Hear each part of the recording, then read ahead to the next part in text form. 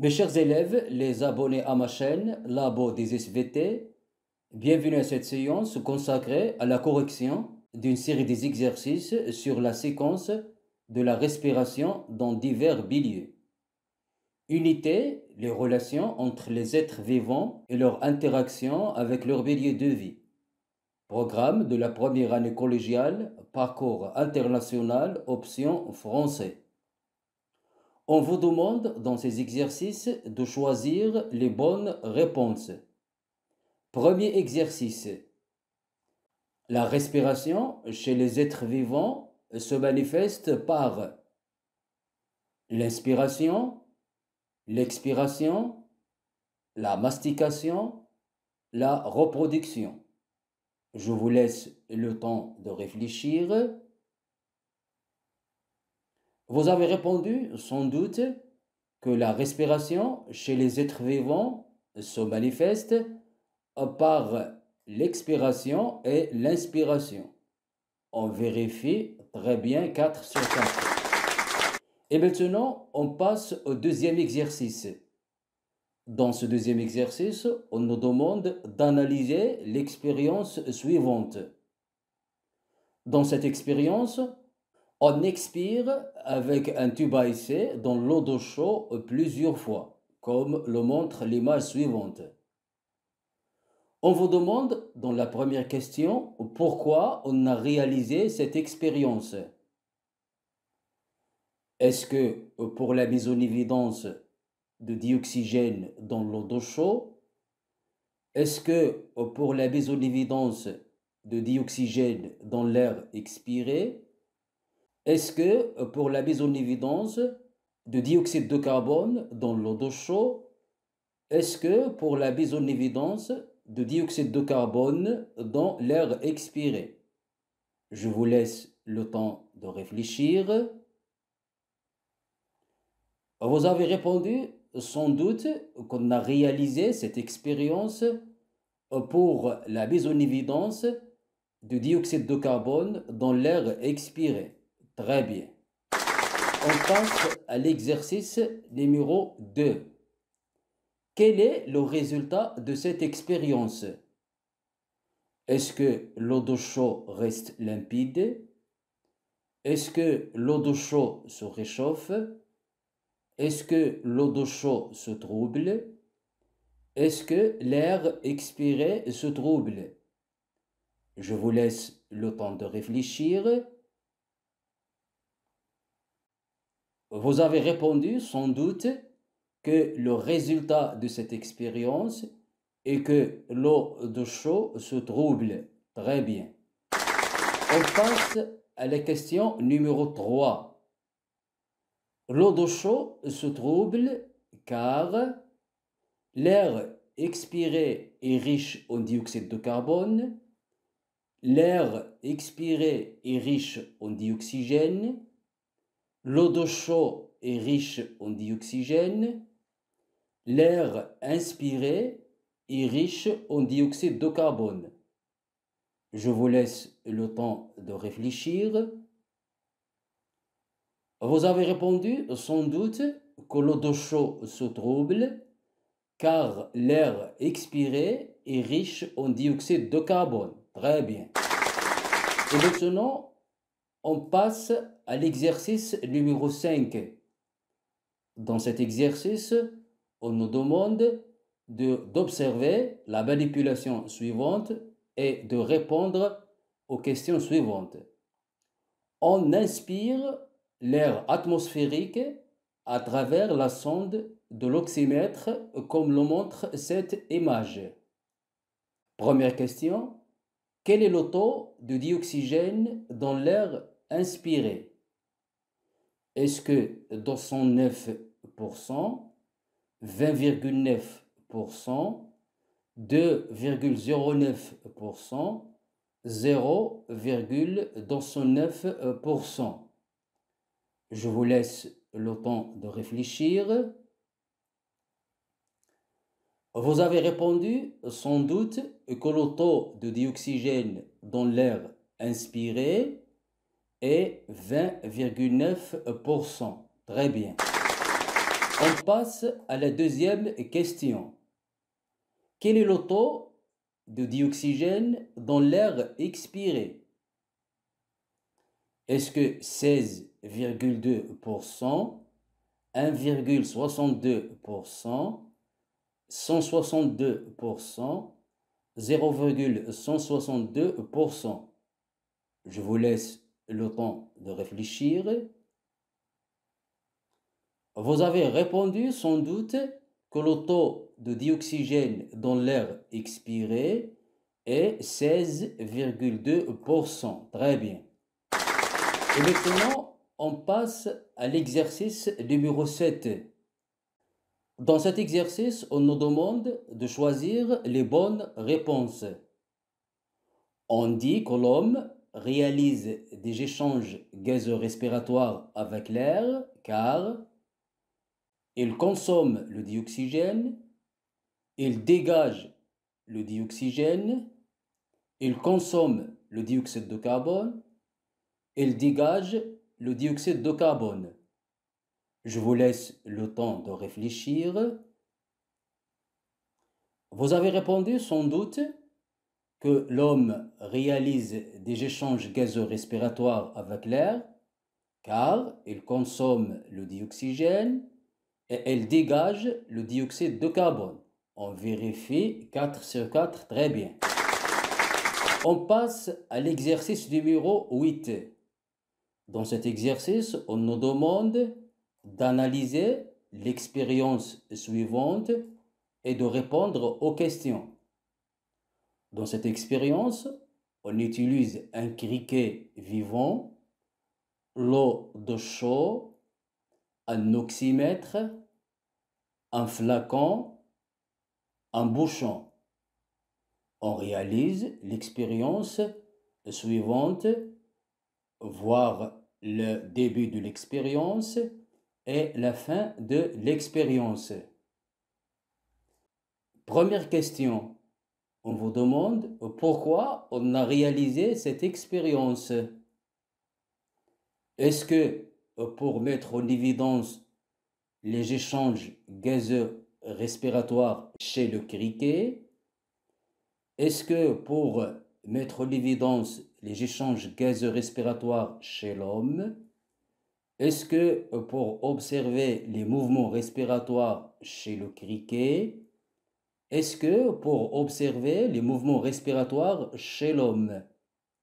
Je vous laisse le temps de réfléchir.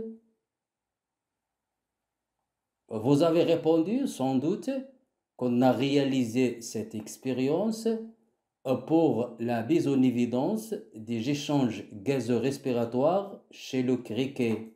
Très bien.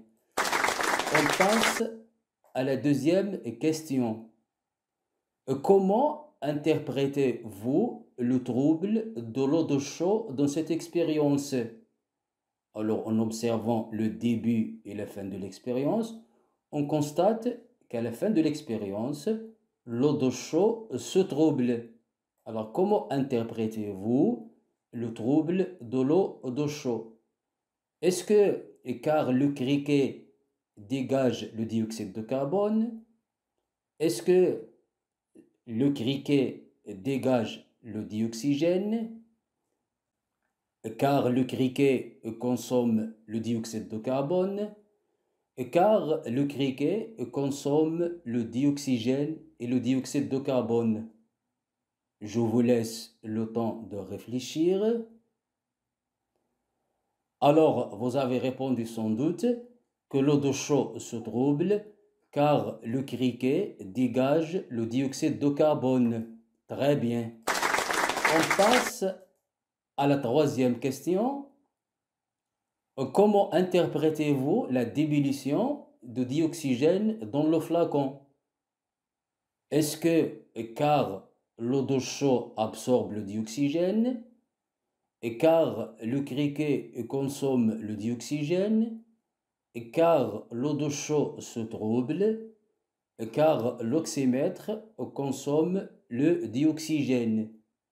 Je vous laisse le temps de réfléchir.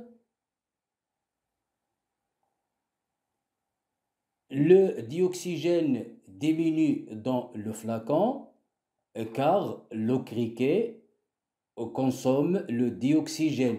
Très bien. Et maintenant, on passe à l'exercice numéro 11. Dans cet exercice, on nous demande de choisir les bonnes réponses. Les échanges gazeux respiratoires chez l'homme se réalisent au niveau du nez, de la trachée, des bronchioles ou bien des alvéoles pulmonaires. Je vous laisse le temps de réfléchir. Vous avez répondu sans doute que les échanges gazeux respiratoires chez l'homme se réalisent au niveau des alvéoles pulmonaires. Très bien. On passe à l'exercice numéro 12. L'orifice respiratoire chez l'escargot est-ce que la bouche, le pneumostome, l'anus, les narines? Je vous laisse le temps de réfléchir. L'orifice respiratoire chez l'escargot est le pneumostome. Très bien. On passe à l'exercice numéro 13. Les mouvements respiratoires chez les poissons sont les battements des nageoires, l'ouverture et la fermeture de la bouche, le soulèvement des opercules, l'ouverture et la fermeture des yeux. Je vous laisse le temps de réfléchir. Vous avez répondu sans doute que les mouvements respiratoires chez les poissons sont l'ouverture et la fermeture de la bouche et le soulèvement des opercules. On vérifie très bien 4 sur 4. On passe à l'exercice numéro 14. Dans la cavité buccale du poisson circule en permanence un courant électrique, d'air, d'eau ou bien de chaleur. Je vous laisse le temps de réfléchir. Vous avez répondu sans doute que dans la cavité buccale du poisson circule en permanence un courant d'eau. Très bien. On passe à l'exercice numéro 15. Les échanges gazeux respiratoires chez les poissons se réalisent au niveau du manteau, des trachées, des poumons, des bronchies. Je vous laisse le temps de réfléchir. Vous avez répondu sans doute que les échanges gazeux respiratoires chez les poissons se réalisent au niveau des bronchies. Très bien. On passe à l'exercice numéro 16. Les plantes vertes réalisent les échanges gazeux respiratoires. Est-ce au printemps, seulement la journée, jour et nuit, seulement la nuit? Je vous laisse le temps de réfléchir. Vous avez répondu sans doute que les plantes vertes réalisent des échanges gazeux respiratoires jour et nuit, comme tous les êtres vivants. On passe à l'exercice numéro 17. Les arbres réalisent les échanges gazeux respiratoires par les stomates, est-ce que les stigmates, les ouées ou bien les narines? Je vous laisse le temps de réfléchir. Vous avez répondu sans doute que les arbres réalisent les échanges gazeux respiratoires par les stomates. Très bien. Et maintenant, on passe à l'exercice numéro 18. Choisissez les êtres vivants à respiration trachéenne. Les oiseaux, les amphibiens, les mammifères, les insectes.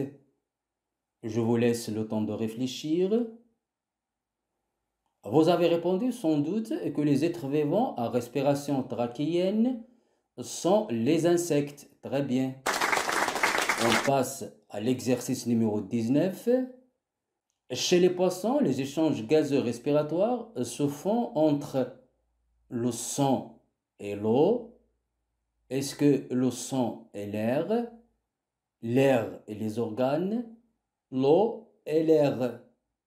Je vous laisse le temps de réfléchir.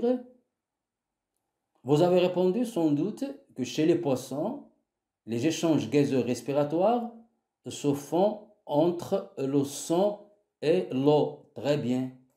Et maintenant, on passe au dernier exercice, l'exercice numéro 20. Chez l'homme, les échanges gazeux respiratoires au niveau du poumon se réalisent entre est-ce que l'air et les organes, l'air et l'eau, l'air et le sang, le dioxygène et le dioxyde de carbone. Je vous laisse le temps de réfléchir. Vous avez répondu sans doute que chez l'homme, les échanges gazeux respiratoires au niveau des poumons se réalisent entre l'air et le sang. Très bien. Mes chers élèves, on a eu 20 sur 20 comme note. On a terminé ces exercices. Je vous invite à vous abonner à ma chaîne et j'attends vos observations pour améliorer ces productions pédagogiques. Merci et au revoir.